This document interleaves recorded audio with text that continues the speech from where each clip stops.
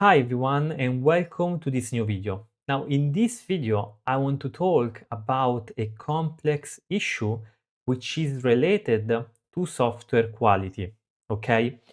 And the idea of talking about software quality comes from a general feeling that I have these years interacting with technology and learning about computer science.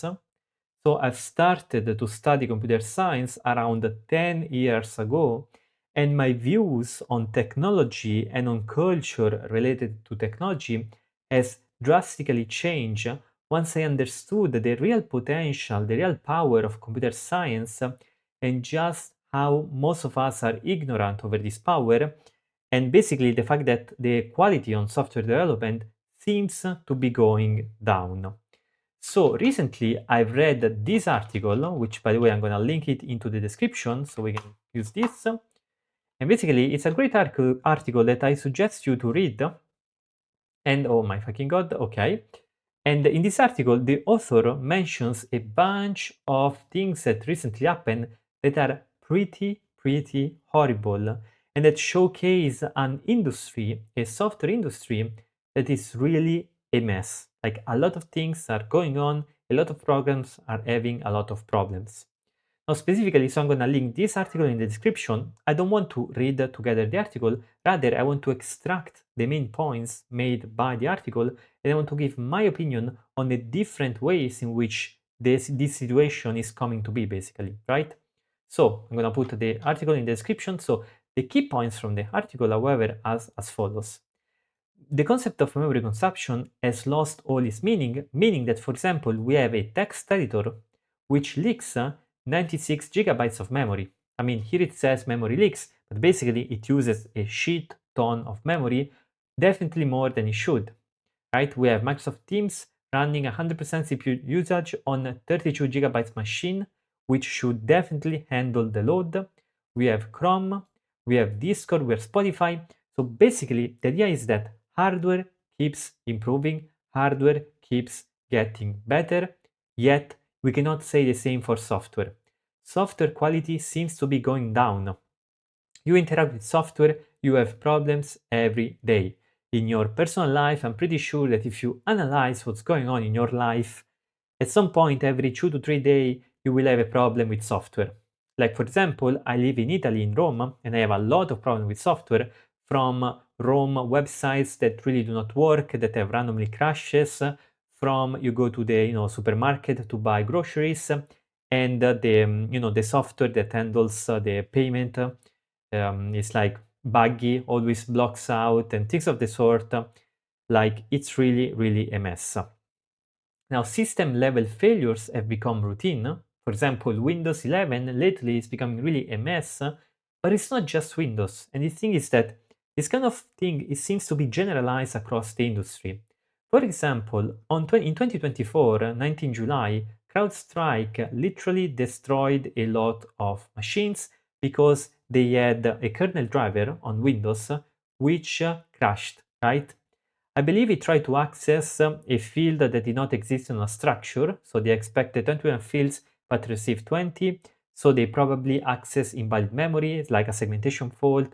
It totally crashed a lot of machines, and the damages were crazy. Because of course, you install CrowdStrike EDR software on machines that are on the ground, that are performing real tasks on airports and things of the sort.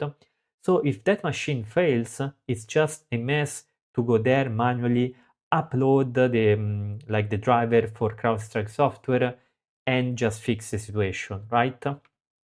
Now, the thing is that there are a lot of this news going on as hardware keeps getting better.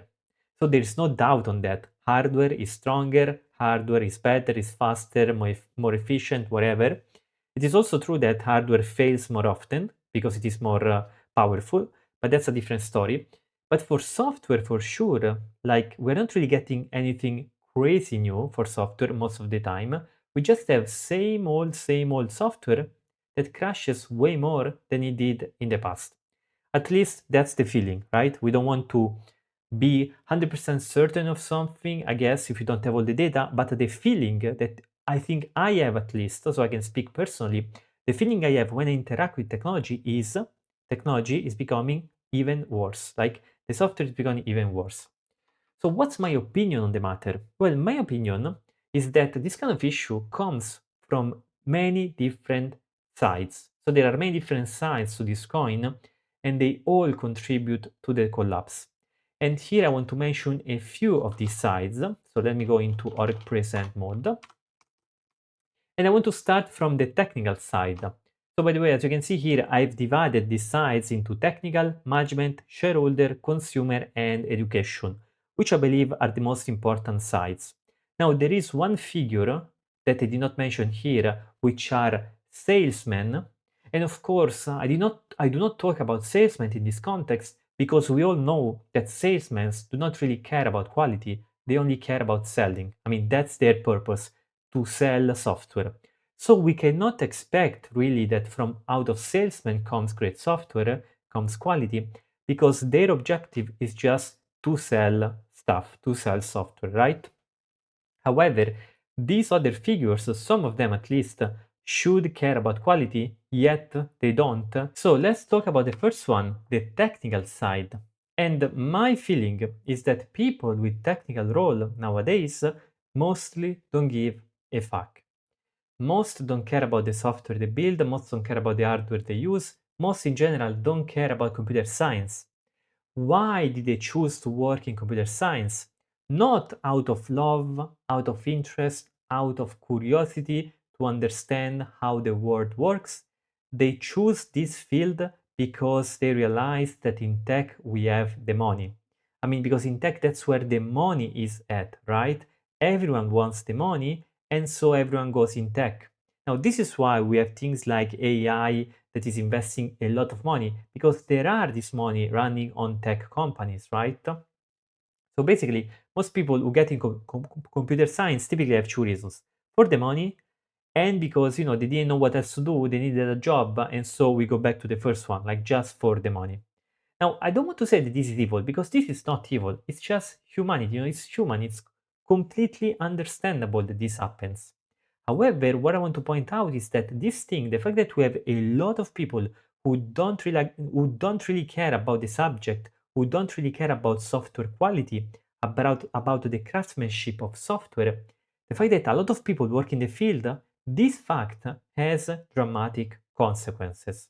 Because for these people, it's never about the quality. There's no concept of craft. It's just a job. You do what you're told, no critical thinking, no meaning, no deep understanding.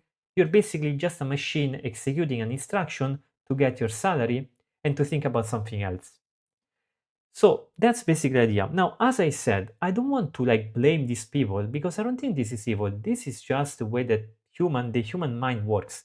We want to have, we want to eat, we want to travel, we want a good house, we want stuff, and to get stuff, we need money. So that's basically like it's a simple realization, right? However, the problem is that when a lot of people go into this field like this, the field is kind of depleted, right?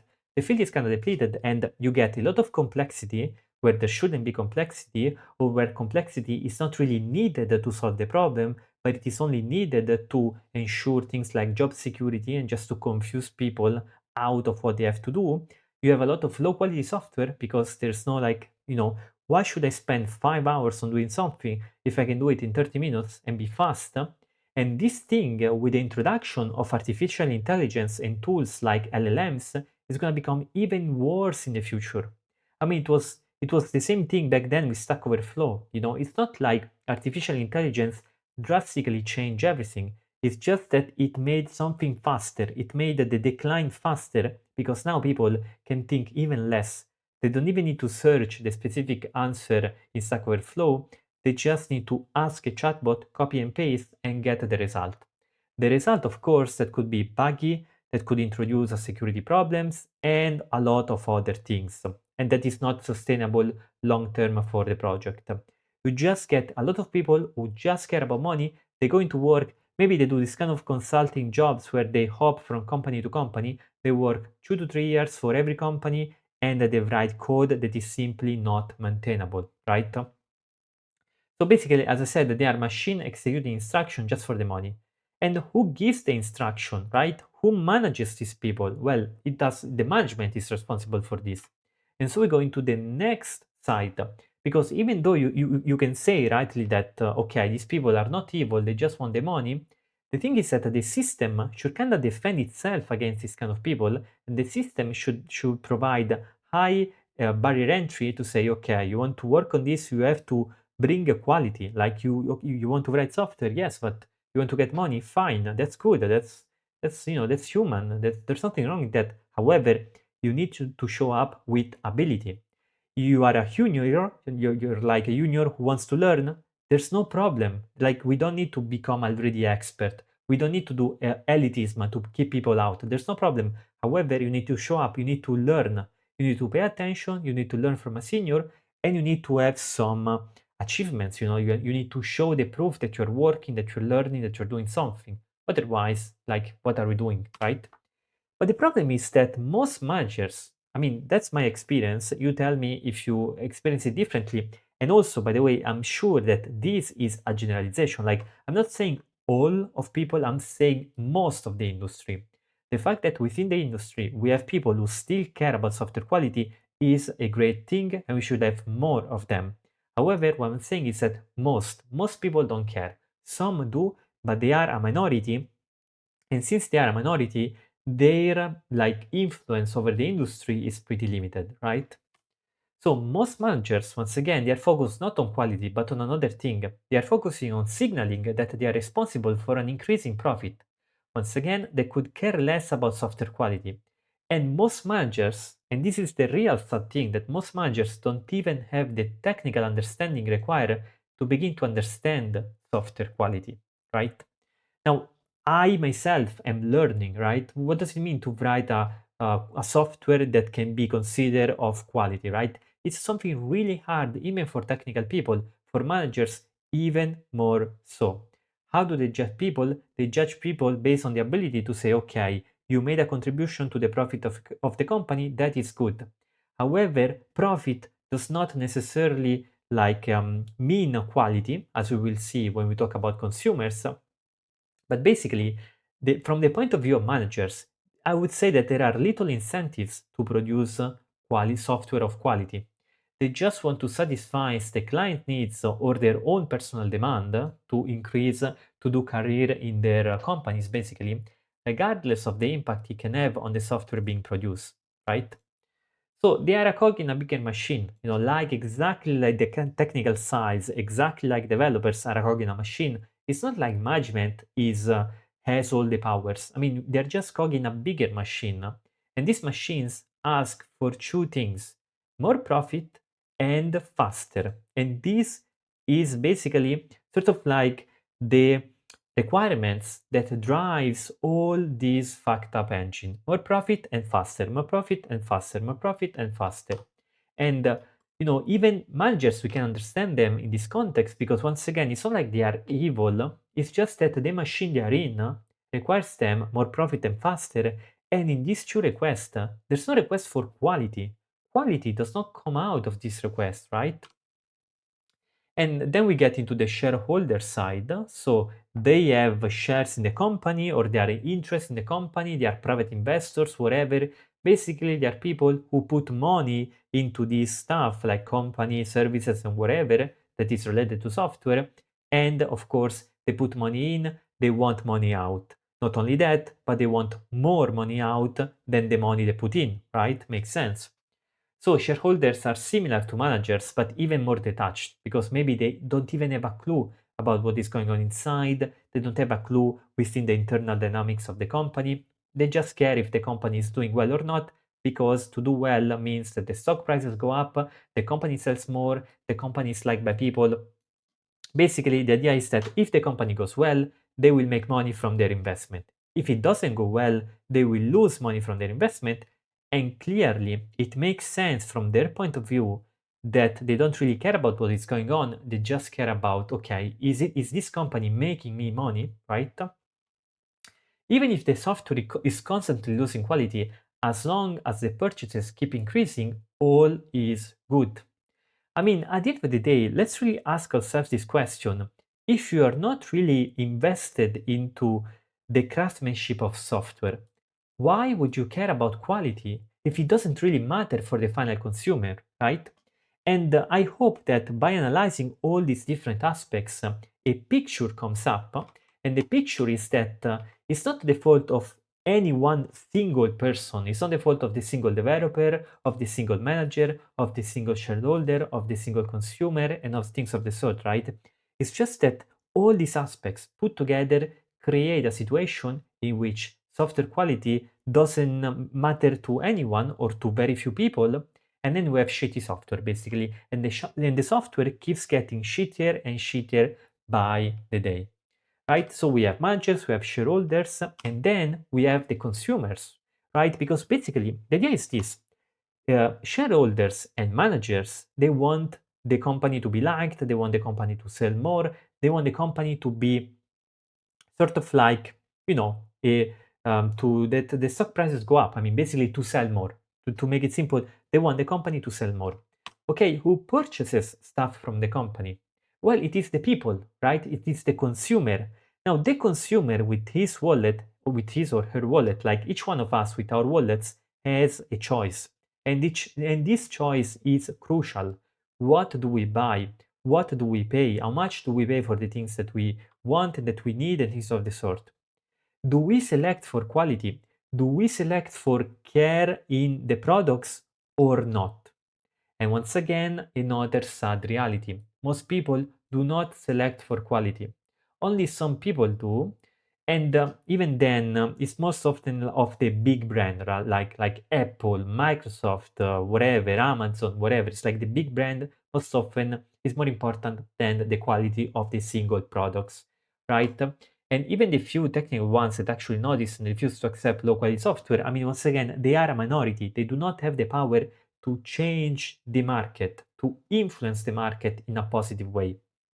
Which means most people, most consumers do not select for quality, most accept software that is becoming ever slower. When you talk to someone who has no clue about computer science and maybe their software is failing, most of the time they do not even realize that the failure is not because of some technical problem that cannot be solved, but it's because the company who produced that software simply did not invest enough into the quality of the software, right? So this is like a problem of quality, not of technical issues. So most people keep buying extremely powerful and complex technology to do what? To make calls, to take pictures, to drive around, to play games. Basically, as the hardware keeps getting more powerful and more powerful, we are told to keep purchasing new devices, but to do the same things because human culture and the kind of things that most people need out of technology did not really change. Yes, we can take back better pictures, we can play more powerful games, but at the end of the day, the quality did not increase much. And to be honest, the quality of usage of these devices with respect to the effect they have in our lives, sometimes it's even worse, you know? It was better when we did not have certain social media and things of the sort. And even though you have, you can take higher quality pictures, but most people have no clue how to take good photos, you know? So like they have all this powerful hardware to do what? To do bad photos and to send bad memes around. Nothing against memes, of course, but the point is that you can send memes with a cheaper phone, right? Why do you need the latest, more powerful technologies? But every year, a new smartphone is announced, more powerful, more featureful, and as the products sell more and more copies, our attention diminishes. Because, remember, the companies has to sell stuff, the managers has to sell stuff, and so they have these kind of marketing campaigns where they keep bombarding us about the need to go into the latest technology. And people with less computer science knowledge and culture sometimes they get confused out of this. They really think that they need the latest technology, but they don't. They don't. And the effect of this is that as we keep using this kind of, I would say, dumb technologies, because the smartphone is really stupid in the sense that you really cannot do much high quality work on a smartphone. I mean, some people do. There are certain things that you can do on a smartphone, but most high quality work you still have to do it on a computer with a big monitor. It's just required, the smartphone has too small monitor to do anything useful. Basically, most of the power we have nowadays, it is unused, it is wasted, but who cares? as long as you sell it, right?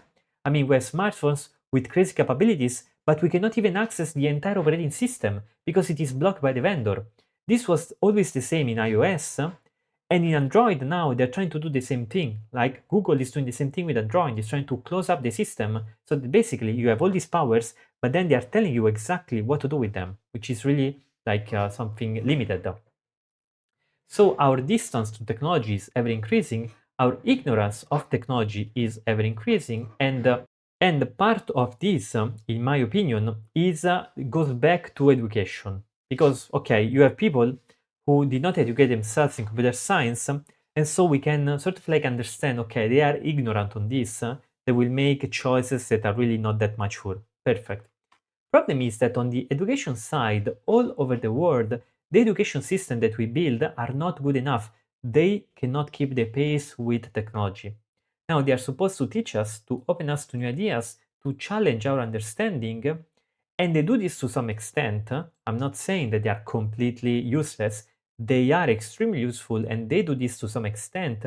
However, especially when it comes to technology, they are failing to actually give us critical thinking.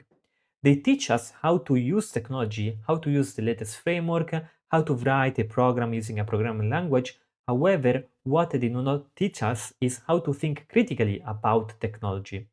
And it is clear to see why this is the case. Because if we had strong education, if we thought really critically about technology, many of the things that we see today would not happen. And if they did happen, they would meet with shame, with social shame. They would meet with, okay, you have a leak in your products, I'm not going to buy your products. I'm going to talk bad about the quality of your company so that I push you to do better, basically. So that's the idea. Now, what can we do on this? And by the way, on this educational side, for example, in Italy, I'm in Italy, and the university I went to, for example, in the master, was extremely lackluster when it comes to deep understanding of technology, right? So it really, I had to almost learn all by myself and some other courses in some other universities. But basically, the idea is that there are so many things that I had to discover on the internet on my own and that university did not teach. Now, I discovered it on my own, but many people do not. So for many people, certain ideas, they are never exposed to certain ideas. And this is why when I look around, I do not see critical thinking in the context of technology. And I believe this is also the reason why currently we are living into this AI hype moment, because people just think that at some point some sort of general intelligence is going to come in, but so far we have no good enough evidence to believe that this can happen, at least not in a few years. So like, I don't know why they think like that. Basically, there's no critical thinking on this. Now, to end this video, what can we do? Now, the software collapse is, of course, a complex cultural phenomenon, and culture is a shared construction, right? There's no one that can dictate where culture should go. However, I think that individually, as single citizens, we can help to reduce the effect of this by caring about quality in our own stuff, in the stuff that we write, but also in the stuff that we read, and now we talk about software. It's not like every piece of software that we write has to be high quality. If we release something open source, it comes with its consequences, right? Maybe we don't have time to take care about the quality of every software. However, we have to realize the importance of quality in software, and also we have to realize the importance in the meaning of the software we write. Like, why are we running this piece of code? What's the point of this piece of code? Why should I buy this product or this other product? Basically, we have to start to social signal the importance of quality. Nowadays, there is signaling on a lot of causes which, to be honest, are less important in my opinion. However, we need to signal the importance of software quality. And we have to shame companies that do not care about quality, because shaming is actually a useful thing that we can do to push bad quality out and to bring in good quality, right? Because remember, companies don't give a fuck about anything else other than profit. And this is just a design phenomenon of our culture. It is one of the really design principle of our culture, right? Which means that it is the responsibility of each one of us to force in our little ways, of course, by, for example, talking about it, by talking with our friends, with our loved ones, with our families, to force companies to care about the things we value. You produce shitty software, I will not buy your products, I will talk badly about your company. Or you produce products that violates the privacy of its users, same thing, right? So basically, we have to be more aware, we have to be more awake, and we need to guard more what are our freedoms and in general the state of the software quality of the products that we use. Because like, and on this I want to talk about in a future video, but basically software can be really powerful, but this power can totally like hit us back if we have a buggy software. So a good software can bring a lot of value to a culture, to a society, to a group of people.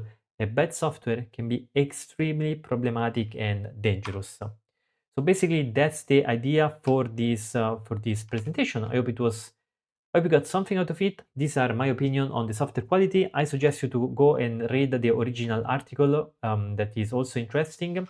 Now, if you want to support my work, there is a Patreon link in the description. And if you're interested in analyzing the security of web and Linux systems, of web applications or Linux systems, I have courses on Udemy, also links in the description. Thank you very much, and to the next video.